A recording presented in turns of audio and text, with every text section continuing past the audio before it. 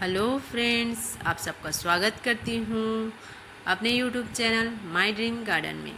Friends, आज मैं अपने अनार के पौधे के बारे में आपको बताने जा रही हूँ, जिससे आपके अनार के पौधे की में फ्रूट लगेंगे, वो सब मैं बता रही हूँ फ्रेंड्स।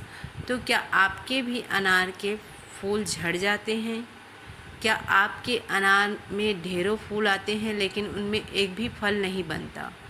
वो किन कारणों से होता है फ्रेंड्स? मैंने जो अभी फेस किया वही आपके साथ शेयर कर रही हूँ और मुझे जो रिज़ल्ट मिला है उसे मैं आपको बता रही हूँ। तो आप ऐसी कौन सी गलती करते हैं? हम सभी जो गार्डनिंग करते हैं सबके साथ ऐसा होता है। तो ऐसी कुछ गलती होती है हमसे जिनकी वजह से हमारे अनार में अच्छे से फ्लावरिंग होती है लेकिन उनके जो फूल जो हैं झड़ जाते हैं।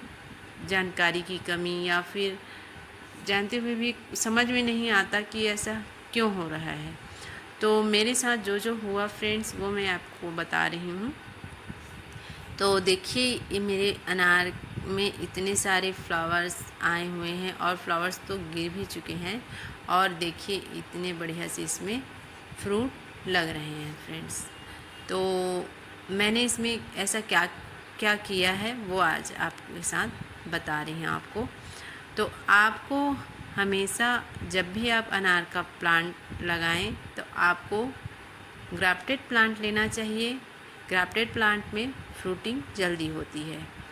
लेकिन ये मेरा जो पौधा है फ्रेंड्स, मैं आपको और बताना चाहूँगी, वो बीज से तैयार किया हुआ प्लांट है और देखिए उसमें भी फ्रूट लग रहे हैं।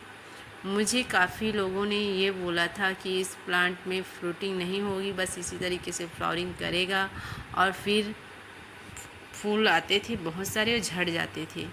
मैं इसमें बहुत कुछ करती रही और फिर देखिए उन सब मेहनत का देखिए नतीजा, आज मेरे प्लांट में इस तरीके से फ्रूट लग रहे हैं फ्रेंड्स। इतने सारे इसमें फ्रूट्स बन चुके हैं।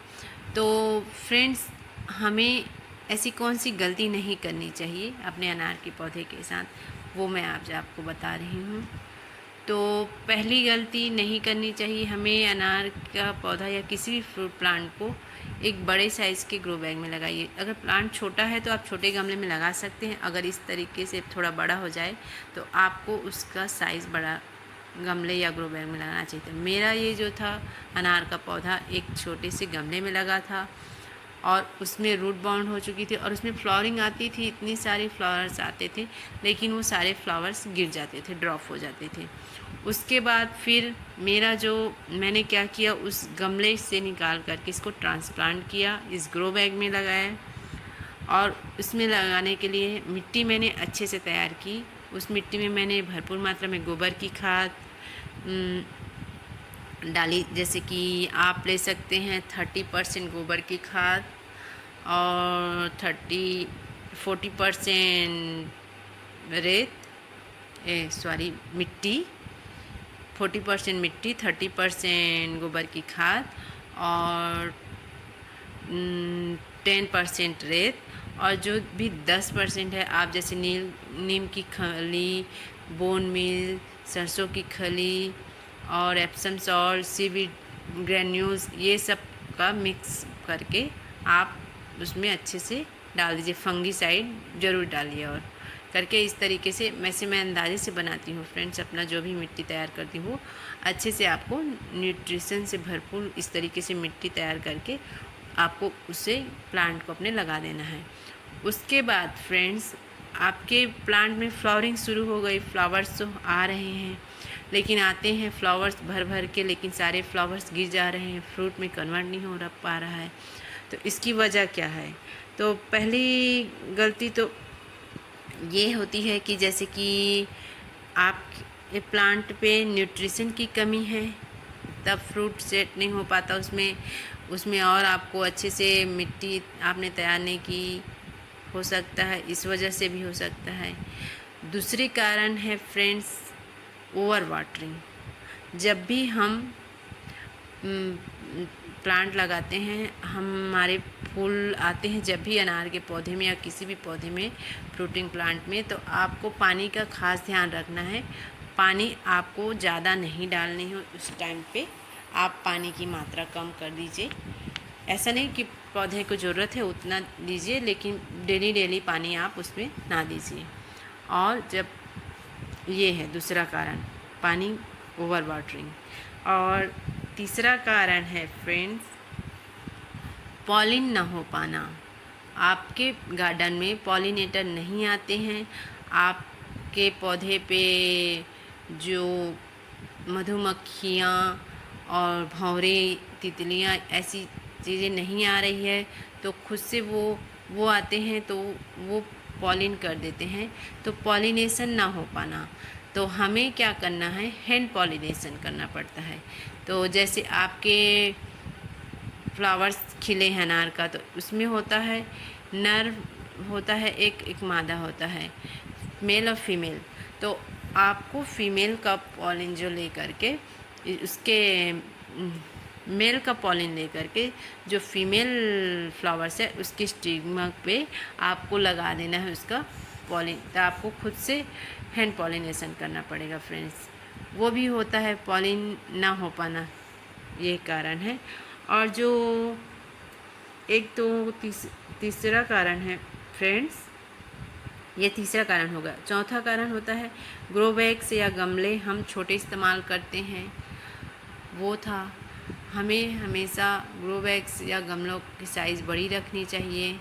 और फ्रूट वाले प्लांट को धूप भरपूर मात्रा में मिले, ऐसी जगह पे आप अपने प्लांट को रखिए जहाँ पे उसको पूरी दिन भर की सनलाइट, जैसे 7 से 8 घंटे का अगर धूप मिलता है तो अच्छी बात है, या 4-5 घंटे भी मिलती तब भी ठीक है। तो फुल सनलाइट में रखना है आपको, अच्छे से धूप मिलेगी प्लांट को और अच्छे से फिर उसकी ग्रोथ होगी और उसमें फ्लावरिंग और फ्रूटिंग होगी।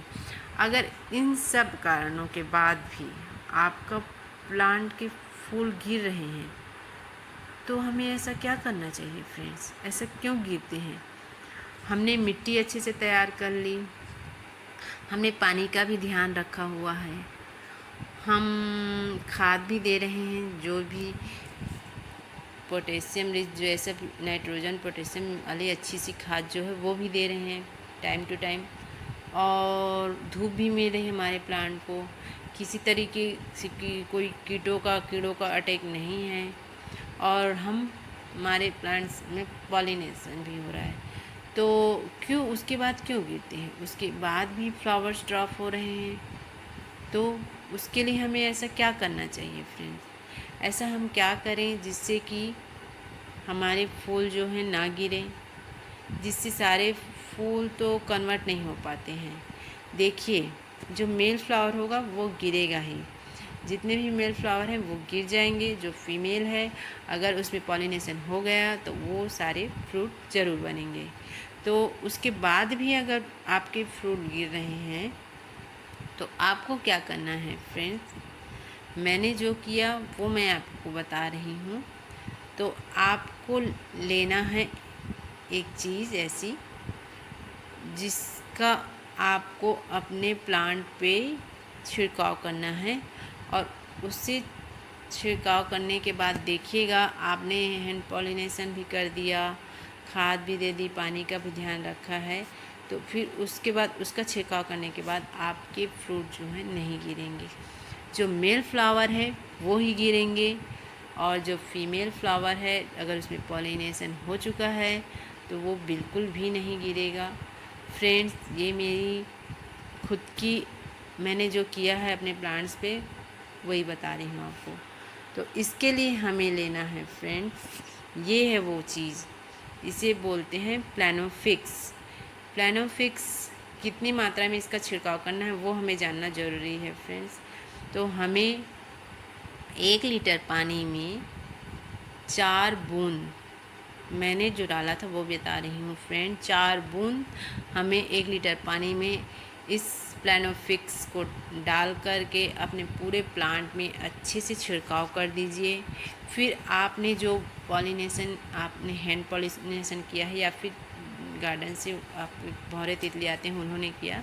तो आपके जितने भी फीमेल फ्लावर हैं उनमें फ्रूट ज़रूर लगेंगे। मेरे गार्डन में ऐसा बहुत हो रहा था, मेरे भी फ्लावरिंग गिर जाती थी और फ्रूटिंग नहीं हो पा रही थी। तो इस बार देखिए फ्रेंड्स, इसमें फ्रूट लगे हैं। तो वो यही चीज़ है, इस पर छिड़काव कीजिए। बाकी आपको खाद पानी सबका ध्यान ज़रूर रखना है।